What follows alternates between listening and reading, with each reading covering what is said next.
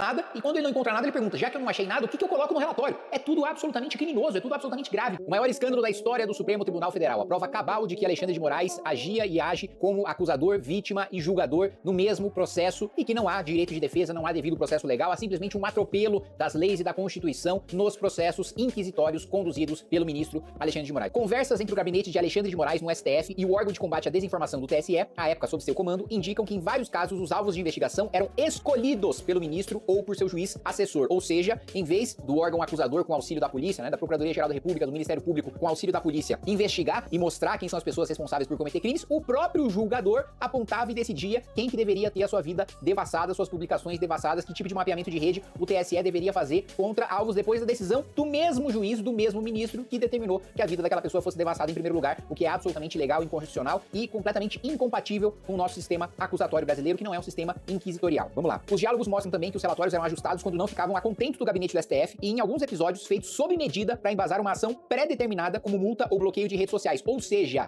o que é o procedimento comum? Você vê um crime, que aquela pessoa tá guardando dinheiro, vê que aquela pessoa tem algum meio de ação para continuar cometendo aquele crime ou para destruir provas ou para coagir testemunhas, aí o que o juiz faz, vendo tudo aquilo, toma medidas para que aquela pessoa pare de cometer aqueles crimes, não tenha mais os meios para continuar cometendo aqueles crimes, não tenha os meios para fugir do país, não tenha os meios de falar contra essas testemunhas, e o que tá sendo feito é justamente o contrário. O juiz já fala, não, a decisão que eu vou tomar contra essa pessoa é bloquear suas redes sociais, é bloquear, né, o seu dinheiro na sua conta corrente, e aí você faz um relatório para embasar uma decisão que já foi tomada. Quando na realidade, obviamente, é o embasamento, é o fundamento da decisão, como a própria definição já diz. Fundamento, aquilo que funda, dá o alicerce para você tomar aquela decisão, serve como base para você tomar aquela decisão, é justamente a justificativa daquela decisão. Então assim, não faz o menor sentido, é um completo atropelo às leis e à Constituição. Vamos lá. As mensagens vazadas, né, são do juiz auxiliar de Alexandre de Moraes no TSE e também do chefe da Assessoria Especial de Enfrentamento à Desinformação, órgão que era subordinado a Moraes no TSE. Veja só, por volta das 17 horas, Tagliaferro avisou que na revista Oeste encontrou apenas publicações jornalísticas que não estavam falando nada e perguntou o que, então, ele deveria colocar no relatório. Ou seja, você pede pra uma pessoa fazer um relatório já pra perseguir um veículo de comunicação, um veículo de imprensa, que é o caso da revista Oeste. E aí, o sujeito não encontra nada e quando ele não encontra nada, ele pergunta, já que eu não achei nada, o que eu coloco no relatório? É tudo absolutamente criminoso, é tudo absolutamente grave. E aí, Ayrton Vieira responde em seguida, use a sua criatividade, risos, risos, risos. E completou, pegue uma ou outra fala, opinião mais ácida, e o ministro entendeu que está extrapolando com base naquilo que enviou. Vou dar um jeito, risos, risos, risos, disse Tagliaferro. Ou seja, o destino das pessoas, a liberdade de indivíduos sendo decidida por pessoas primeiro, que tratam a liberdade dos outros como deboche, uma investigação, um relatório que pode embasar a prisão de uma pessoa, levando isso como graça, como uma coisa engraçadinha. Ai, não encontrei nada com esse cara, o que eu faço agora?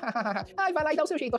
Tudo bem, vou dar um jeito de prender esse cara. Isso é um negócio absolutamente inaceitável em qualquer democracia, coisa de ditadura. Veja só, essa troca de mensagens aqui. Eduardo, as postagens que temos do Paulo Generoso, do Paulo Figueiredo e do Constantino, o ministro achou que estão muito voltadas para a pessoa dele, ministro. Por favor, consiga para nós postagens desses três, nas quais eles criticam as eleições, o TSE, defendam golpe, enfim, nesse sentido, ficamos no aguardo. Obrigado. Fica escancarado que o próprio Supremo sabe disso e tem consciência, né, da malícia com que conduz o processo. Por quê? O que eu venho falando? Uma coisa, você vai lá e critica o Kim Kataguiri. Quando você me critica, quando você me ataca, primeiro, eu sou uma pessoa pública, eu decidi disputar a eleição, eu tenho que estar aberto a críticas públicas. Óbvio que você não pode fazer críticas criminosas que me imputem, né, um crime que eu não cometi, né? Vou falar, o Kim é traficante, o Kim é quadrilheiro. Óbvio que você não pode fazer isso, porque você vai estar, né, manchando a reputação de uma pessoa com uma falsa imputação de crime, o que é crime. Agora, qualquer crítica, às vezes até críticas injustas, eu posso sofrer, sou homem público, decidi disputar a eleição, eu decidi dar a cara pra bater, eu tenho que estar disposto a isso. Da mesma maneira, o presidente da República, ministro do Supremo, ministro do STJ, né, pessoas que tomam decisões de acordo com o interesse público, autoridades públicas têm de estar completamente abertas a críticas. Agora, quando se faz uma crítica a qualquer ministro do Supremo Tribunal Federal, eles colocam que é um atentado contra a corte, como se a pessoa estivesse defendendo o fechamento da corte, como se a pessoa estivesse criticando a existência da corte. E olha, eu acho Paulo Figueiredo, Rodrigo Constantino, dois vagabundos, mercenários, vendedores de opinião, tá? Não tenho absolutamente nada a favor desses caras, aliás, pelo contrário, tem muita coisa contra. Agora, mesmo vagabundos canalhas como eles merecem o devido processo legal, merecem ter o direito de defesa, não podem ser alvo de perseguição ilegal e inconstitucional. Vocês veem como é deliberado eles fazerem essa confusão entre o que é pessoal e o que é institucional, o que é uma crítica pro ministro, o que é uma crítica pra corte, e mesmo a corte pode ser criticada. Você não pode defender golpe e fechamento de corte. Agora, criticar ações, excesso de poder, eu acho que o Supremo Tribunal Federal tem um excesso de poder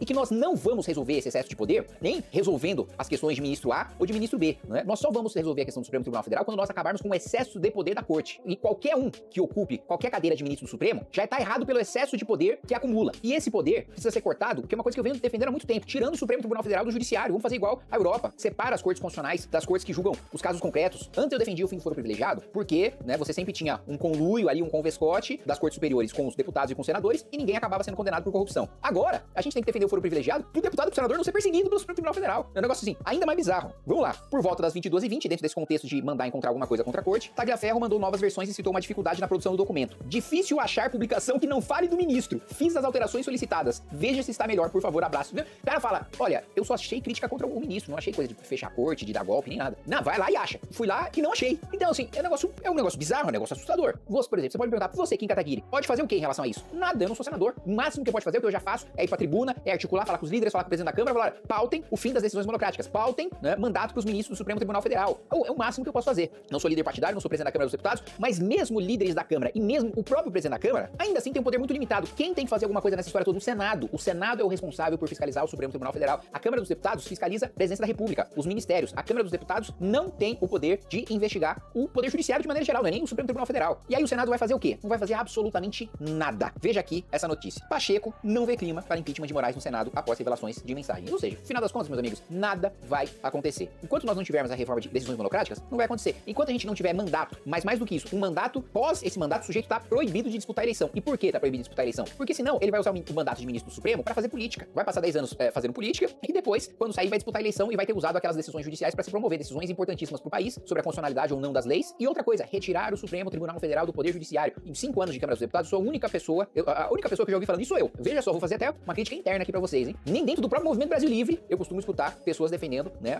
o modelo europeu, a retirada do Supremo do Judiciário. Aqui dentro da Câmara dos Deputados, muito menos, zero. Mas infelizmente, como é uma pauta muito abstrata, é uma pauta complexa de se entender, é uma pauta que não tem um apelo popular, não tem um mote, não tem um slogan, não é uma coisa que as pessoas que têm uma aderência assim popular e que vai ter uma pressão popular suficiente pra gente fazer essa reforma. Sabe qual que é a grande realidade? A gente só vai mudar estruturalmente tudo isso quando a gente tiver um partido próprio, quando a gente tiver uma bancada grande na Câmara dos Deputados, quando a gente tiver uma grande bancada no Senado, a gente eleger o presidente da Câmara, a gente eleger o presidente do Senado, quando a gente já tiver indicado ministro do Supremo Tribunal Federal, quando a gente tiver um presidente da República. Vai acontecer isso no curto prazo? Não vai. Não vai. Nós estamos trabalhando numa perspectiva de 20, 30, 40 anos até uma reforma. Tô falando uma reforma estrutural. Estruturar aquilo que vai mudar de maneira perene, algo que vai sobreviver às pressões do tempo, algo que vai sobreviver a governos, vai sobreviver a gerações. Pode ser que a gente tenha, e eu acho até que a gente possa ter, principalmente depois das eleições de 2026, com a renovação do Senado, algumas mudanças conjunturais, ou seja, naquele momento, né, naquele período de tempo, 5, 6, 10 anos, deram chega pra lá, né, seguraram a onda dos abusos do Supremo Tribunal Federal. Acho que pode até ter, acho que até é possível, dar um alívio, que a população até vai pensar, né, não, agora o Supremo entendeu o seu papel e vai ficar... Não, é questão de tempo até abusar do poder de novo. Por quê? Porque o poder está lá, o poder abusivo está lá e pode ser utilizado a qualquer momento, enquanto não tiver reforma estrutural. Quando não tiver reforma estrutural, nós vamos ter conjuntura, mudança de momento, mudança de tempo. Esse momento, como eu coloquei, pode durar 5, pode durar 10 anos e dar a sensação de que a gente resolveu o problema. Mas não vai ter resolvido o problema enquanto a gente não fizer uma reforma mais profunda.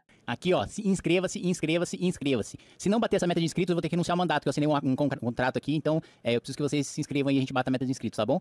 Mas tudo bem também, se vocês quiserem que eu renuncie, depois dá uma olhada lá quem é meu suplente. Um abraço. Conheça a nova Constituinte Brasil 2025 e veja o que os brasileiros pensam sobre as regras atuais.